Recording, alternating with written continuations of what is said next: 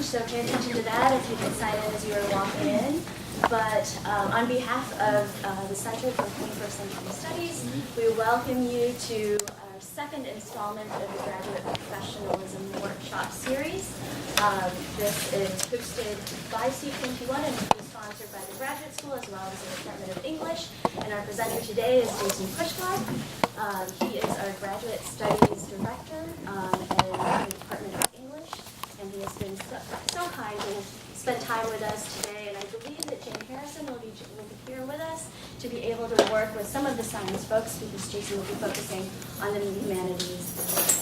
Audrey Jacobs, you probably have emailed her already and have asked her questions. She is my co-coordinator for this workshop series, and our media guru is Matthew Bowman. Thank you so much, and please help me welcome Jason. It's a pleasure. Thank you, EJ, for putting this on. I think it's a great idea. So I know she has a good line of things planned with Audrey for the rest of the semester, and this is something like this is long overdue at the grad school level. So keep up the good work. So I'm going to buzz through some CV basics to start with.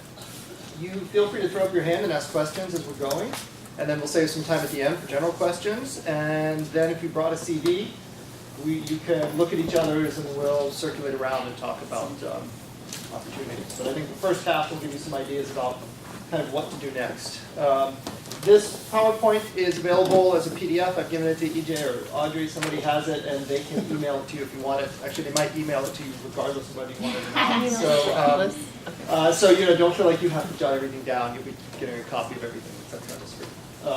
So anyway, let me just start by saying the CV that gets results, I have to tell you, I have slight reservations about the title because I don't actually think it's the CV that gets the results.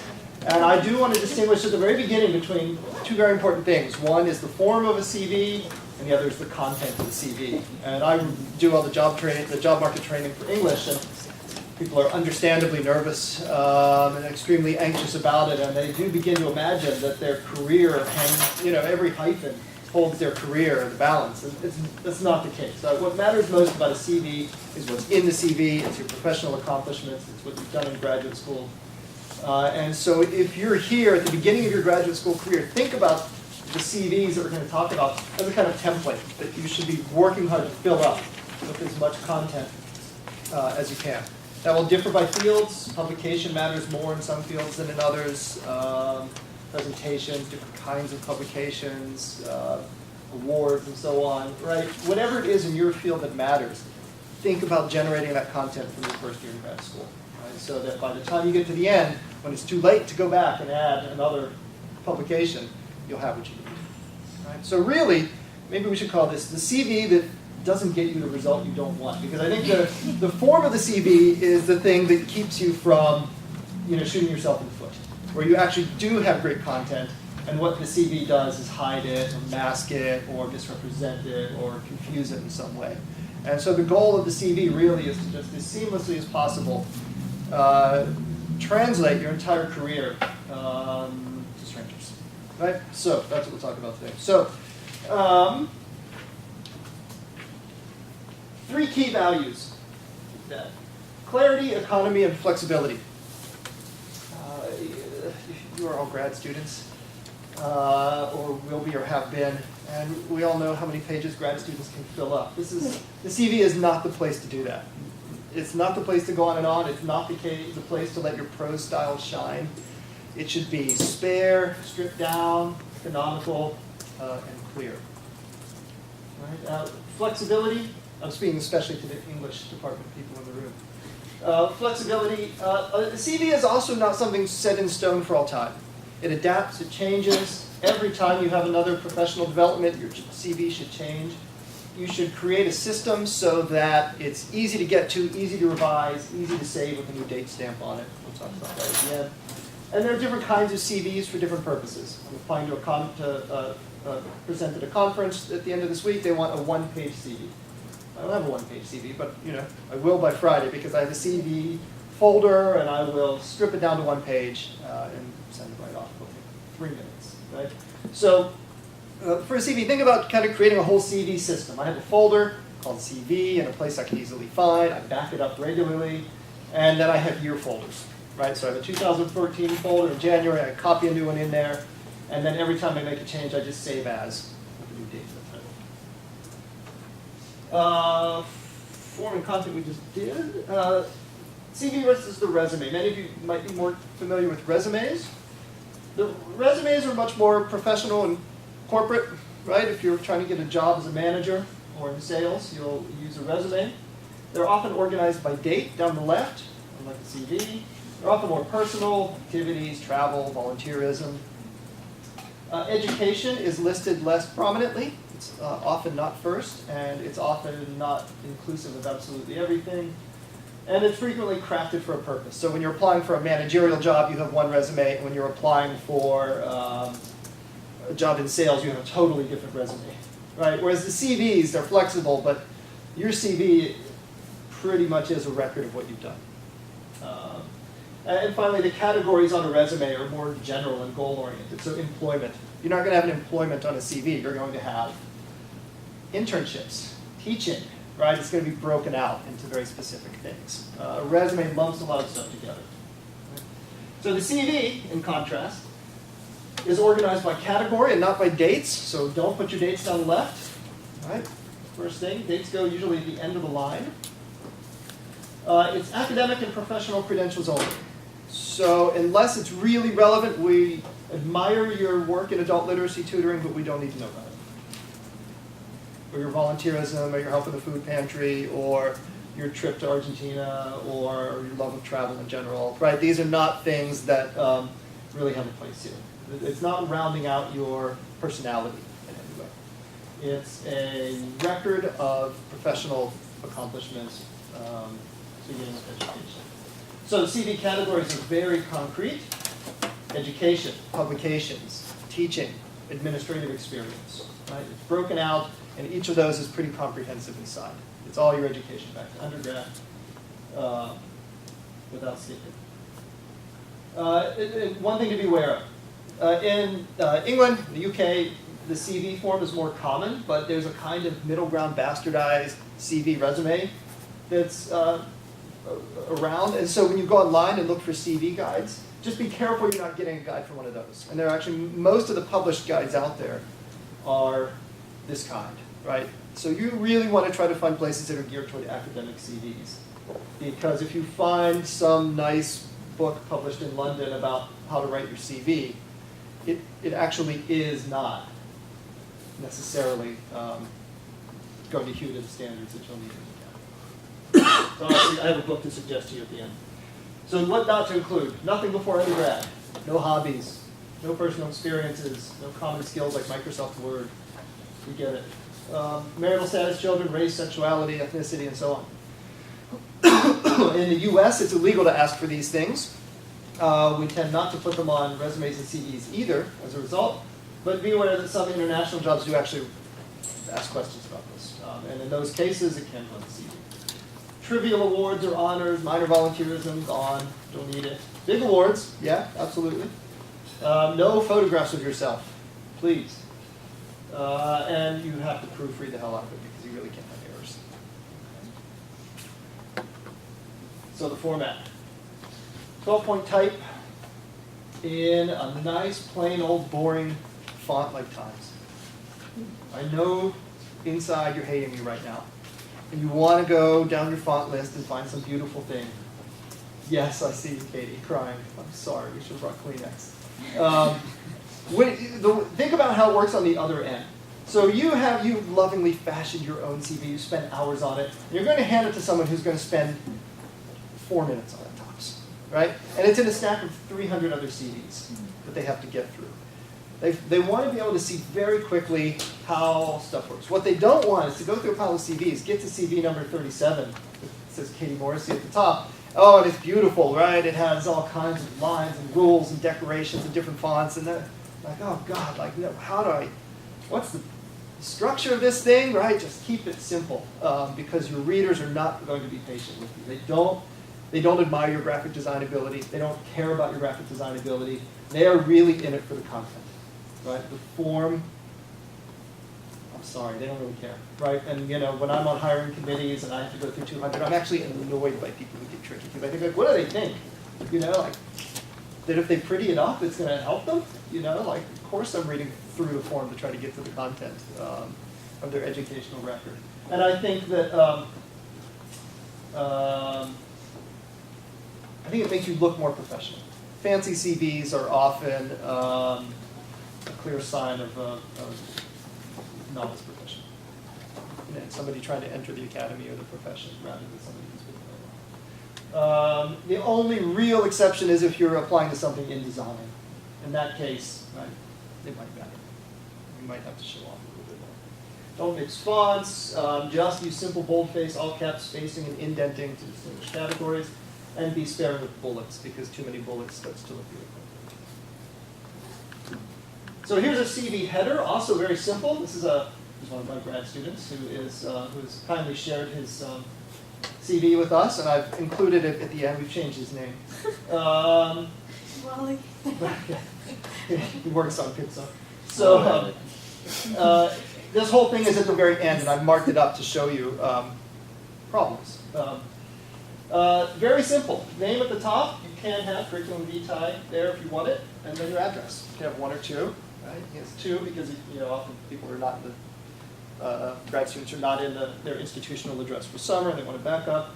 Later on in your career, you'll probably just have one address. Right? Plain and simple. Don't waste space. Okay? And then straight into education. Now you can make your name a little bigger if you want. Let's not go 48-point type here. But you can make it a little bit bigger if you want to, just so people can pick it out of the grade, when they're looking for a stack of CVs. So common CV categories. Now, you may be in a field where you need other categories. This is not comprehensive, but these are some of the most common ones. Education is almost always first. Dissertation is usually part of that. It's a subcategory. Certifications, licensing. Teaching is usually up high in many fields, the sciences and sometimes the social sciences grants. Various forms of then academic productivity, publications, presentations, performances, exhibits, right? Whatever counts in your field. If you're an archaeologist, maybe excavations is the right word, right? And that includes what you need. So, you have to think about what in your field works best. Administrative experience, fellowships, academic service, awards, professional memberships, languages, and references at the end. We'll talk a little bit about order as we go here, but the one unshakable thing is that education almost always starts first. It's a very rare CV that doesn't have education at the very beginning. And after that, it varies by category. Or, I'm sorry, by field. So check with your field and find out what the standard practices are. Right? And you should always be asking your advisor for sample CVs. You can look at your advisor's CV. Just see what CVs look like in your field. Look at a bunch of them. There's no Bible for how to write a CV, so people do differ. But there are tendencies across fields and practices. So, and you may find yourself shifting your CV around for different purposes. So in my field, in literature, there are often positions for new faculty in jobs that are primarily teaching, and other ones at universities where there's a substantial research component. And depending on which kind of job it is, you might move publications up above teaching or teaching up above publications to put the emphasis where their emphasis is. So you won't be doing a huge amount of this, right? But you're doing some of it. You might also find that if you want a really tremendous award, you might want awards up higher, right? So there might also be reasons why you would want to play to your own strengths by reorganizing the categories. Right? If you want a UWM dissertation fellowship, that's great, but that doesn't mean awards should go third. If you want a Fulbright, maybe, right? If you're a Rhodes Scholar, yeah, could be. Like, they want to put that up there a little bit higher. Digital access and CVs, huge debate about this, actually, and people do not agree. So consult your advisor, consult the standards and practices in your field. think about your audience and who's going to be getting it and for what purpose it is. Right? It's very easy to fill up a CV full of hyperlinks. Nobody wants a CV totally full of hyperlinks. Right? On the other hand, it can be really useful. If you're a dancer and you need to have a quick link to a performance, you could have a YouTube link, right? Just embedded without spelling out the whole link. You just have link language. And a lot of people just look at CDs electronically now. I still kind of like paper, but if you don't, fine. And if it's in there and you do like paper like me, it doesn't cost me anything, right? I mean, couldn't click on it anyway. So, you know, I think there actually is a place for links in a CV. I do think you want to be sparing. You don't want it to take over. You want to be strategic about it. You know, think through what really matters. Don't link up everything. Field-specific practices. Use your own citation format. If you're a psychologist, use APA. Your literature, use MLA. If you're a journalist, use Chicago. Right? Figure out whatever your field-specific practice is for citation, use that and do it perfectly. Because everybody reading this in your field will know exactly how it's supposed to be, and you'll look sloppy if there's a comma wrong. Sometimes in fields that have heavy article publishing, you don't want publishing second because you have education and then 3 pages of articles, right? In some fields where it's normal to publish 5, 6 articles a year. Within 5 or 6 years, you have just a massive number of articles. And sometimes in those fields, very early into a career, you will shift that last. Probably not for a grad student yet, where you're going to want to highlight that more, but that's one practice that changes. Some fields prefer a dissertation summary paragraph, 200 words tops, maybe less. Some don't. Some advisors like it, some hate it. There's no rule on this. Which is why always consult professors in your field about the form and see what do they say. You will get lots of conflicting advice. Consistency. When I edit my student CVs, we probably spend the most amount of time just trying to make them consistent. Halfway through, the date format will change. Mm-hmm. Right. They were putting commas in the first half of the CV in a series of 3 or more things before the last one, and in the second half they stopped doing that. They have periods at the end of their lines in the first couple of things, and then the periods disappear. It takes a huge amount of concentration to not put a foot wrong with this little tiny stuff, and I'll show you in Wally Robots at the end. Same citation format, same graphic principles throughout, right? If a main header is all caps in bold, 12-point type, all headers are like that. If the subheads are bold, but not all caps, but indented 0.5 of an inch, don't indent them 0.75 of an inch, starting on page 3, right? And often these glitches just sneak in because you didn't even notice it, right? Somehow the margins got changed. You have to go back through and compare it all. Because it's confusing for the reader who then says, oh, here's where I am. I'm at a certain level of the hierarchy, right, when I'm indented half an inch. When they see a different indent, it's just confusing. It's one more thing that kind of throws you off, and you're trying to digest a lot of material in a CV really quickly. Verb tenses, also a big problem. Consistent verb tenses. Usually it's past tense. Gapping. When you're trying to say what you did in a particular position. We don't want you to go on in a long paragraph. We want to do, the skipping of words that we call gapping, where you're basically writing sentence fragments. So don't say, I designed the syllabus for English 224 and wrote and graded all the assignments. Just say, designed syllabus, wrote and graded all assignments. Gap over all that other stuff. Saves you a huge amount of time, and it makes life so easy on your readers, because your readers are really looking for verbs. The center of a CV is verbs, what you did, right? They want to know, did you manage, did you found, establish, teach? So I've given you a bunch of useful verbs here. You think of many others as well. Good to have all your lines beginning with verbs to say what you did. There are times when you won't do that, or it's just not practical. But it's active, it's lively. It really helps a reader move through the syllabus. If you, anybody throw their hand up with questions come up. Parallelism. When you have a ranked list or a series in a sentence, everything should have the same formal and grammatical structure. Again, it makes it easier for your reader. So here's how not to do it. Teaching, fine, here's where you taught, here's the date at the end. And then here, English 101, teaching assistant, date in parentheses. All right, now abbreviated English 102 TA, not formally parallel. And then here, structurally different, teaching assistant for English 095. Right? They're not all structurally identical. So I don't care which of these you use, to be honest, but use one consistently and so that all those items are in parallel. Same goes for verbs. When you have a bunch of verbs, I will show you on this next one. This is from a published guide. You guys see over there? Can't see it all over there. This is from a published guide of how to write a CV. And you can see here, you probably can't do that. Graduate assistantships, coordinate and direct for graduate level teaching assistants.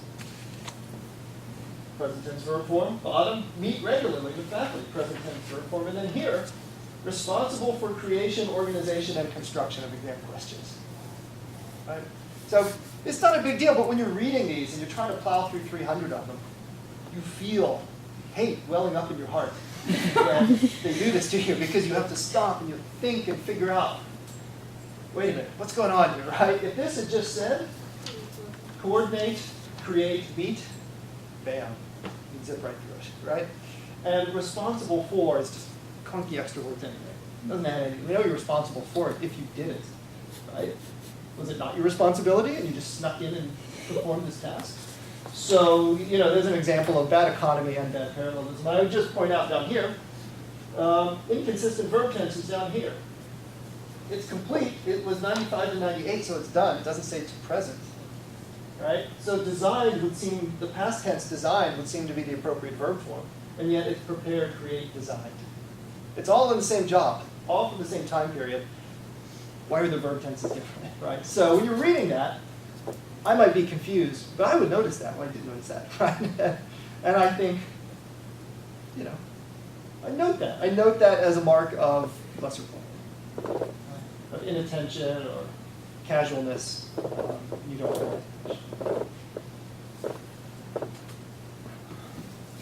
attention. Little formatting glitches. So you know what smart quotes are. Those are the automatic curly Q quotes that show up when you use Microsoft Word. This is the best way to catch undergrad plagiarists. When they copy in, their smart quotes don't change from the web.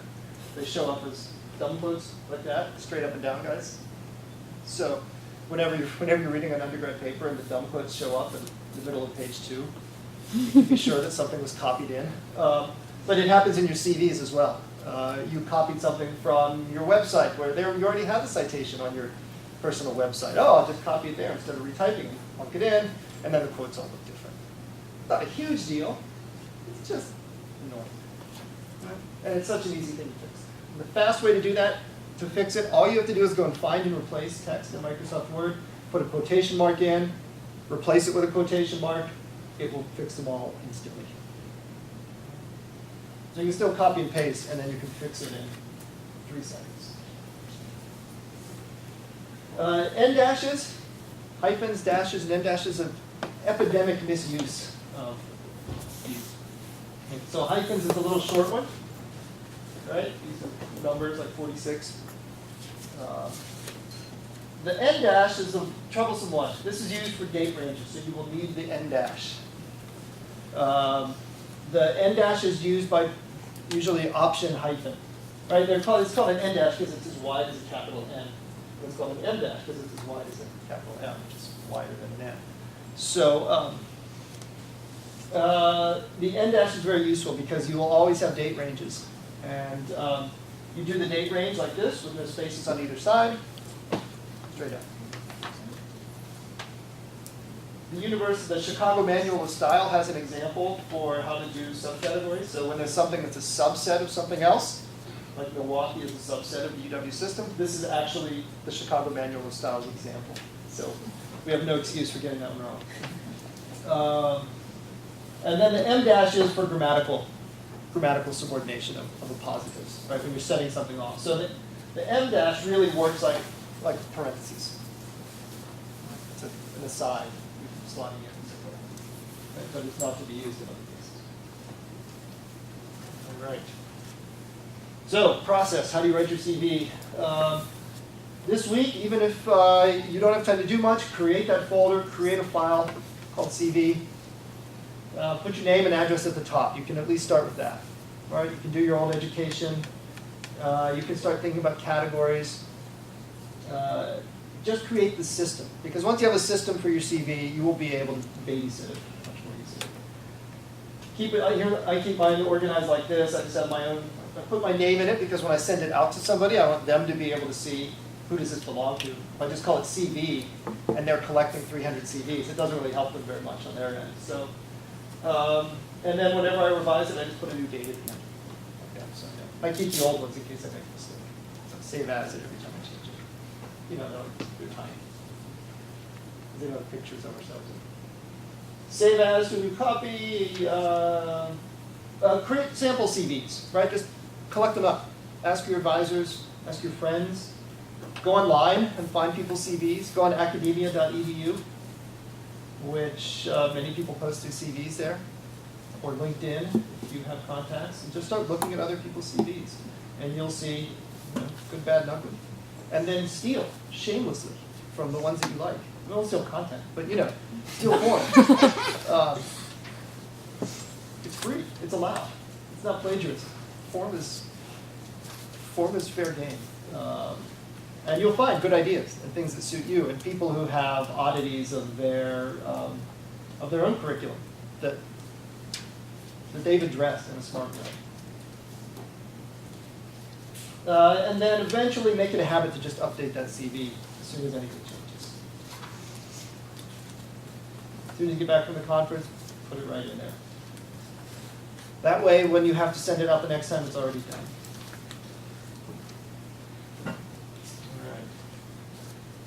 Feedback. Show it to your advisor. Get feedback from your advisor. Your advisor knows your field and knows your background better than anyone, so it's really important to show it to that person and get advice. But it's also important to show it to people not your advisor, because your advisor is not guaranteed to have the end-all be-all definition of what a CV should be. And collate all the different advice you get. Concentrate on people in your field, obviously.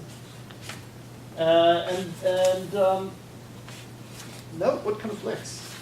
You'll be reassured to know that not everybody agrees. There isn't one right, platonic, shining ideal of a CV out there. There are lots of different ways you can do it. And many people feel very, very strongly that their way is the only way and the right way. And your advisor may turn out to be one of those people. But look at other people's CVs. Ask for other people to read it and see what they think. Find out what works best for you. So length, for instance, is one thing where people often disagree. I think that a graduate student CV has very little reason to be longer than 4 pages. It should probably be 2 or 3. I have had grad students in my department give me 9-page CVs and say that their advisor suggested that. Right? Yeah. Well, you got to make the call, but nobody's impressed by it bulky form. They're reading for the content anyway. So 9 pages is filled up with a lot of stuff. It got pretty rinky-dink to get to 9 pages in year 5 of the PhD. So, I still think I'm right, but that's an example of the kind of disagreement you're likely to encounter. Things on formatting, things on order, how to present teaching, where to place the teaching section. You can expect disagreement on all these sorts of things. Right? So don't panic when people disagree. It's not as if you do it this way or that way, your career is gone, right? And that this way is going to guarantee you a job and this one wasn't.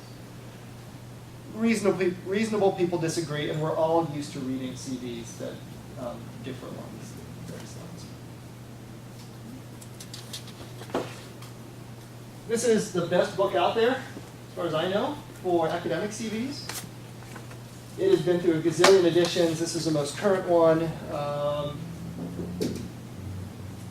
We do not have it in our library. We should, here. And but it's not expensive. $50 or something. It's good. It has lots of sample CVs in there. Although I confess that the mistakes that the CV I showed you before that has errors in it or problems with parallelism came from an earlier edition of this book. So nothing is flawless, not even the published sources. So let's look at Wall-E robots here. Yeah, it's kind of too far away for you to see, isn't it? Can I wheel this up?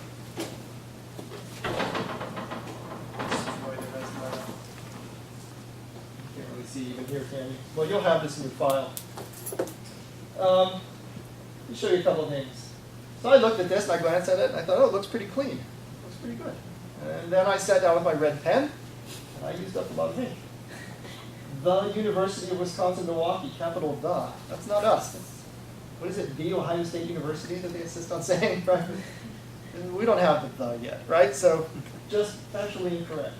Notice here, a period at the end of the MA line, but no period at the end of the PhD line. It's a little inconsistency. No one's going to throw it in the trash can for that.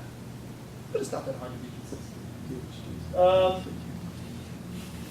Notice that the dissertation title is in quotation marks, whereas the master's essay is not in quotation marks. Another inconsistency. Really. We haven't got out of the first section yet. To me, the bizarre bold-facing of the words dissertation and master's essay, which seems, I don't know, not totally unjustifiable, but it surprises me. It's plunked in there like that. And I look at it and I think, oh, bold-face, something, there's some mark of subordination here. No, it's just saying, look at me, right? Why is cinema capitalized here? Nothing else is capitalized in the rest of these. Under publications, there's two sections, articles and reviews. But look at these weird little subheads, indented in and underlined. And it kind of gets lost there. It's just hard to see, right? So, that might be a case where if you want to use lines like this, as he does, maybe leave another space, put this out here, put articles in bold. It's just weird to come in and then go back out again, right? Like if articles is defining a subheading, this should probably be over under it. So there's just a weirdness, an oddity there, a confusing misalignment that makes you not quite clear what level you're at. Just look through the rest of it quickly. All right, here's his conference presentations. Notice how there are two principles at work here for titles: italicized titles and underlined titles. I don't care which one you use, but pick one. Right? Don't use both alternately all the way through. Here's our gun quotes. He must have copied this off a website or a journal. Right? Bring him up for plagiarizing himself. And down here, teaching experience. A really important category. Starts 2 lines from the bottom. Right? Put a page break in there and start that on a new page, if you can. You want, you can't waste a huge amount of page space, but you have to format these things in sensible ways, and that's too close to the bottom. I have a question. Yeah. Sometimes I see, for example, publications or poster presentations with the spaces in between. Mm-hmm. Sometimes people just have them without spaces. What would you recommend for that? Doesn't really matter. I mean, this is easier for me to read, but if you felt that it was getting too long or it was too bulky and too unwieldy, then you could absolutely collapse it down. If you're going to collapse it down, though, exempt the first line, just like it would be in a bibliography. Yeah. Microsoft Word is pretty good as well. You can easily insert a small amount of space after a paragraph. Not a full line, but say a half line or a third of a line. And that might differentiate just enough while still saving you space. And that's an important consideration if, for some reason you feel your CV's too long. Maybe you attended 5 different undergraduate institutions as you moved around the country, right? Your education took up a page and a quarter. And you think, oh God, I have to get this under control. You might need to save space somewhere else. Yeah. Yeah. I was going to say, is there any logic when it starts to get long, or any instance in which you could use columns? Or should they just not do it? Okay. Yeah. Just consider I have never seen columns, and if I did, I think I'd react because it would be just a counterintuitive form, right? And I want to go through this as effortlessly as possible, and I don't want to have to try to figure out what that means. Does anyone do the thorough, really MLA structure like a bibliography in their publications where they're doing double space and indenting the second lines consistently? Yeah, well, that's what I was just saying. If you're, Yeah. if you're going to single space it, you're going to want to probably do something like that. Right. Otherwise, you can't see where one starts and the other ends, and that's why they Mhm. do that, so that you can. But I was wondering, is it more attractive to, like you were saying earlier, go with MLA Right. if, at this table? Right. Is it more attractive if you really do demonstrate that MLA on your own bibliography? Yeah, not to that degree, not in terms of Okay. the extenting, Yeah. not necessarily. Because what you're talking about there is, should I let another graphic system overpower my CV's own system of graphic ordering, right? Mhm. And so, the only way you'd want to do that is if it solved some problem for you. I see. Right, but you wouldn't want to impose it on something if it were going to end up being confusing. Right, okay. The system of this Here's a couple more little things. No space between the end. Good use of end dashes here. But a space there, no space there. This just, look how dense this is compared to the publications one where it's up here, spaces between. Right? It's just a pile. So this is a section I would send him back to really work on.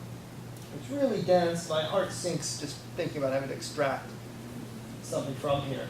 And so the first one, you probably can't read it, is Project Assistant for Center for International Education. Duties include, all right, so this is all duties. It's called, the section is duties. Assisting with organization and arranging logistics for the center's annual conferences. And then each conference gives its own line. Do we need that? Right? Couldn't we just run that, assisted with organizing and arranging conferences on the following titles, on the following topics, right? Maybe you don't even have to give their titles. Eating, cooking, and culture, world cinemas, after capitalism. Quickly, briefly, maybe even in an abbreviated form. And then a space, and then the next thing, editorial support to Patrice for a book series. And notice here how these actually just name the 4 different conferences he helped with. Down here, helped, provided, created, action verbs for things that he did. That matters a lot more, right? They don't really care too much exactly what the conferences were. It's fine to put it in there.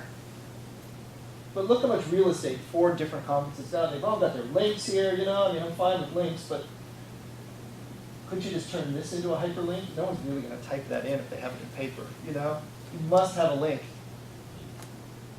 Just hyperlink the actual text, right?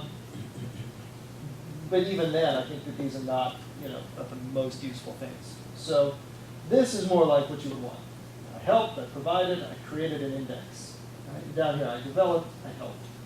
But if you could condense this quite a bit, and maybe just shrink those down a little bit, that'd be great.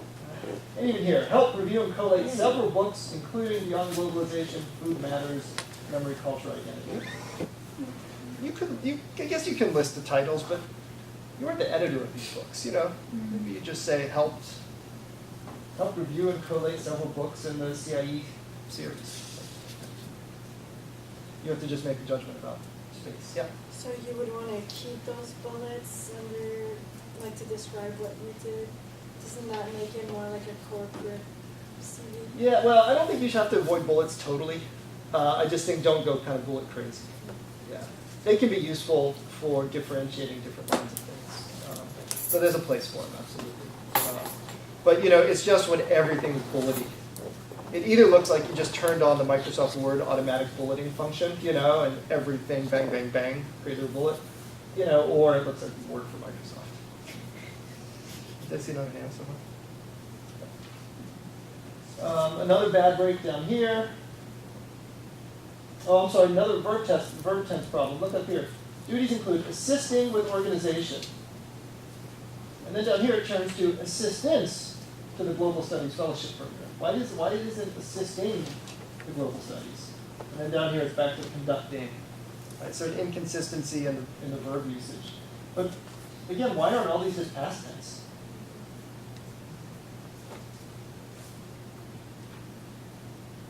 All right. There's only one more page. Not much. Yeah, Dan. References, people always ask me, should I put my references on? And ask yourself, are these people who are going to say nice things about you?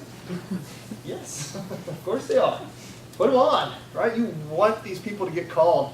You know, when it says references available on request, like, who are you hiding from? You trying to keep it a secret? Put them on there. You want them to get called. Make it easy. Put phone numbers, put email addresses, right? Our phones do ring when people want to know.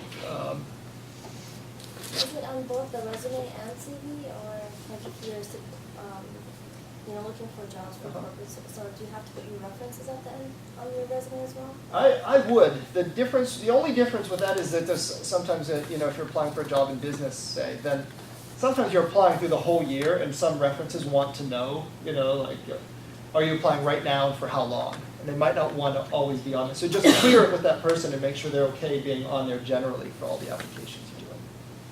Whereas with the CV, if you're on an application cycle for jobs, I mean, your advisor has already written you a massive letter for it and already knows that you're on the market. And obviously, if you're just going to a conference and they want a CV, like, they don't need your references. Like, they're not going to call you references. If you need to, if they spill onto another page, it's kind of save the service. When a conference wants a CV, they just want to know where you are. They want to know if you're a grad student or Just with the resume too, like, it really varies. Sometimes you don't want your references on there, like, because a lot of resumes, you have to have one page, period, and they're only gonna look at that page, and if they're interested in you, you get an interview, then they want the references, so that can be really hit or miss. Yeah, you get more space with the CV. Yeah. Going back to the publication. Yep. Would they ever be interested in more like an annotated bibliography style where you have an abstract included in your title so they know what you're writing, especially in your academic pieces? No, they don't want that. Okay. Not in your CV. Okay. It's too much. Okay. Yeah, way too much. They just want the titles and they'll look them up. So often, one of the things that I often send my students back to the drawing board with is exactly that. Big prose explanations of stuff, which I'm never going to read and no one else's either. Okay. So, if they want to find it, they can look it up. So, we hired someone a couple years ago, and the writing sample that the person submitted was okay. And I said, oh, this article looks good. And I looked that up myself, and it was great. And but I could find it. Like, I didn't need a summary, I know exactly where to go to get it. Yeah.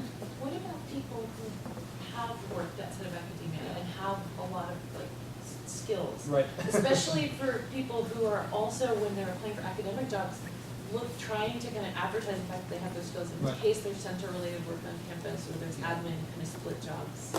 The category of administrative experience is a useful one. How much do you explain? The minimum. You don't want to do more than you have to. Keep it brief, keep it concise, and really think about what's really going to matter. And that can even matter job by job. So, we have a lot of grad students in my department who have assisted with our composition program. So they've worked as comp coordinators, and that's a big job. Well, that's going to be important for a job where they might want somebody to help administer a composition program. But it might not be that important for something else, right? Where maybe computer experience would really matter, and then they'll highlight something else.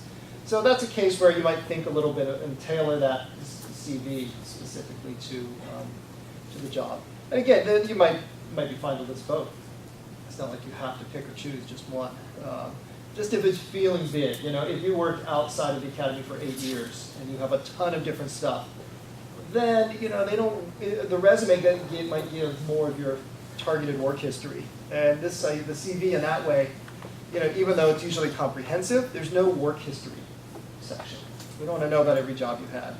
But you can have an administrative experience section where you really select and compress and highlight. And sometimes it is appropriate to have all of your employment on there. I mean, it just depends what the employment was. If you're working in universities, if it was really connected to university work, then it might matter. In that case, put it on there. But, if you had a library desk job, it probably doesn't really matter.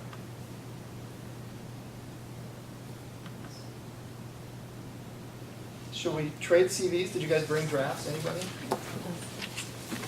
you want to swap? Should we just swap at your tables and we take 10 or, what time is it? How far are we doing? Quarter to. Okay, why don't we just take 10 minutes and look over each other's syllabus quickly? Syllabus, CV, sorry. And see what you think.